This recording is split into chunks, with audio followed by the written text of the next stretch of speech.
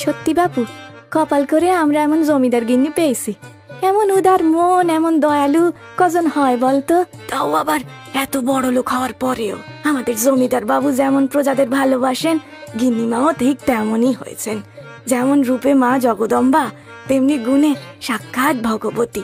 অমন দেবীর কোলে কেন যে ভগবান একটা সন্তান দিলে না, তাই ভাবি। সবই অদৃষ্ট, বুঝলি তো? নইলে অমন সোনার প্রতিমার কোল খালি থাকে? নয় নয় করে আজ 10 বছর হলো বিয়ের। ওই জন্যই তো গিন্নিমা গ্রামের মেয়েদের নিজের সন্তানের মতো ভালোবাসেন, স্নেহ করেন।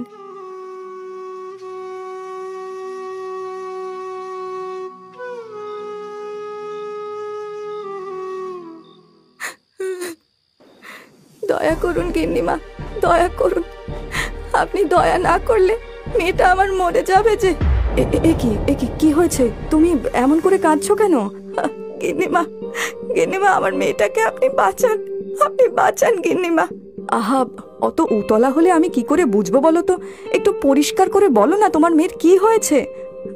গিন্নিমা, আমার মেয়েটার 3 দিন ধরে ধুম জ্বর। ঘরে যা পত্তি ছিল সব দিয়েছি, কিন্তু কিছুতেই কমছে না গিন্নিমা। ও মা, তা জ্বর সারছে না যখন বদ্যি কবিরাজ ডাকুনি কেন? গিন্নিমা, ওর বাপ মরে যাওয়ার পর থেকে কোনো রকমে মামের পেট চলে। কবিরাজ বদ্যির টাকা দেবো কি করে? মেয়েটা আমার শুকিয়ে যাচ্ছে গিন্নিমা। ওর কিছু হয়ে গেলে আমি বাঁচবো না।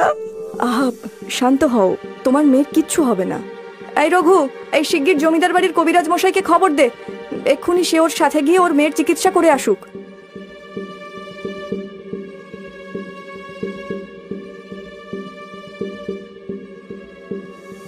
জমিদারের স্ত্রী সুধার খ্যাতি গ্রামের সকলের আলোচনার বিষয় ছিল। এরপর থেকে সেই খ্যাতি আরো ছড়িয়ে পড়ল।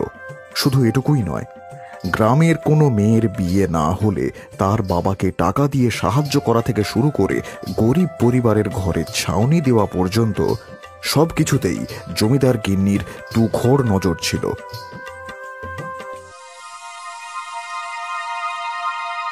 একদিন, হ্যাঁ গো, হালদার বাবু এসেছেন। তিনি বললেন তুমি নাকি তাকে কৃষ্ণপল্লীর জমিটা বিক্রি করে দেবার কথা বলতে ডেকেছ। হ্যাঁ গিন্নি, তোমাকে বলবো বলবো করে আর বলা হয়নি।